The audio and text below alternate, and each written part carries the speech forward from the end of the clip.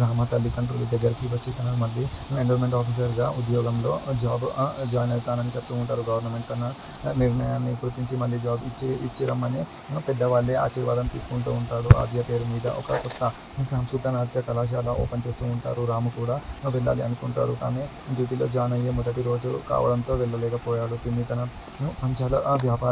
పచ్చళ్ళ వ్యాపారం గురించి మాట్లాడుతూ ఉంటుంది. అల్లుడు దానితో వివరించి అతను మాత్రం చాలా ధైర్యంగా వ్యాపారం చేస్తూ ఉంటుంది. ఆద్య గుడికి వెళ్ళి నటరాజ విగ్రహం తీసుకుంటే పెద్దమ్మ దాన్ని విలువకి వివరిస్తూ ఉంటారు.